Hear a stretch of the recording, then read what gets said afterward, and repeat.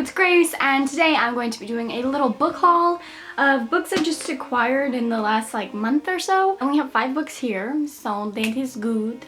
And it's just gonna be real quick, and I'm very excited about all of them, so let's just go ahead and get into it. So the first book I have here, I was sent by the author and Anne over at How to Cook That, so thank you guys so much for sending me this, and I was sent this in exchange for an honest review. And I'm currently reading it, and that is The Deep Enders by Dave Reardon. This is a World War II novel set in Australia in a harbour town following 3 teens, or so far 2 teens, because I'm only on page 16, so I've got 2 teens, and then there's this one little boy here, so he's gonna be in the mix soon. I don't want to know a lot about this, but right when I heard it was set in Australia during World War II, I was just sold immediately, because I love World War II. I've never read a book set in Australia at all, so I think that is a great way to, read a book set during World War II in Australia.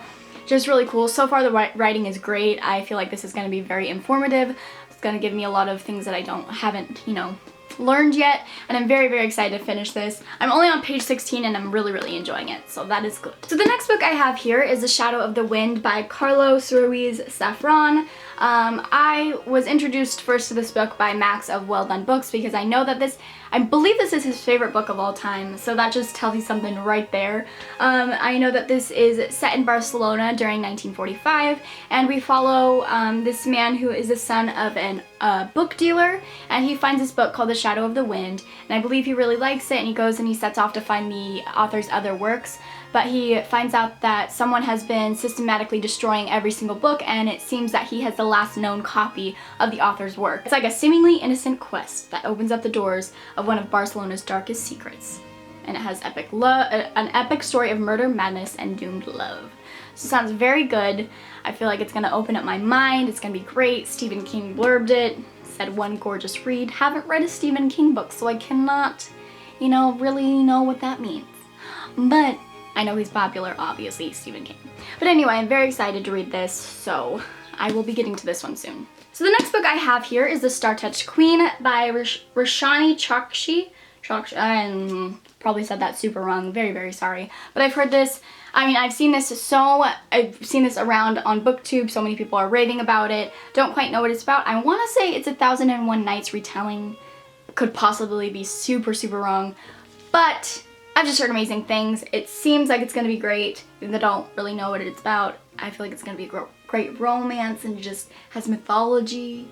And Sarah J. Maas blurbed it. A lot of people blurbed it. But very, very excited to read this. This is a very tall book. Very, very tall. But yes, it's beautiful. Let's see. I haven't seen this. Just blue, but nice.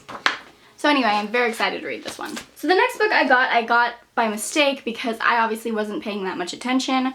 My niece did something really cool, so I was like, oh, I'll get you a toy from Amazon. So we were scrolling through toys, and I got her this electric spider thing because she really wanted this spider. Very creepy. Don't know why she wants it, but hey, let her do what she wants. And so I was like, if I'm getting this spider, I might as well get a book. So I saw a George Orwell book. I just assumed for some odd reason that it was Animal Farm. I read Animal Farm a couple months back. I loved it. I don't own it, so I wanted to buy it. Assumed this was Animal Farm. It wasn't. And it is 1984 by George Orwell. And I remember getting it and being like, after I ordered it and I was laying in bed, I was like, I wonder why they changed the cover to an eyeball. But obviously, it is 1984 and not Animal Farm. I'm still looking forward to reading this. I've heard a lot of mixed things about this. I've heard that it's very boring, but other people say that it's the best book ever, so we will see when I read it. I think this is a dystopian. Don't know a lot about it, but I absolutely loved Animal Farm and the message that it gave me. It's just very interesting and strange, so I hope that this book will kind of be similar to that in the prose. But yes, I'm looking forward to reading this whenever I get to it. The last book I have here, my aunt gave it to me because I don't think she wanted it, which is just so awesome. I don't know anything about this book other than it being one of the most famous classics, but it is a first edition, so it's so exciting. And that is Gone with the Wind by Margaret Mitchell. It's a first edition. It is a very, very delicate. It's not falling apart too hard, but if I were to actually read this copy, I feel like it'd fall apart. So I just have it on display with all of my classics, and I will probably get a beat up copy and read it eventually in my lifetime. But this is a first edition. I've never owned a first edition, and I think that it's just like very, very cool. So it's just like very, very cool. Anyway, I'm very excited to have this, just to have it, and also I will read it eventually whenever that time comes. So those are all the books that I've gotten in the past month or so, only 5. It's not that I'm trying to limit myself on buying books, it's just that there's not a lot of books that have been getting my interest lately, probably because I haven't been reading a lot, and usually when I don't read a lot, I am just not in the mood to buy a lot of books. So this could be a blessing in disguise, who knows, I don't know. Anyways, I hope you enjoyed the video, I hope you're having a wonderful day or night, and I will see you in my next one. Bye.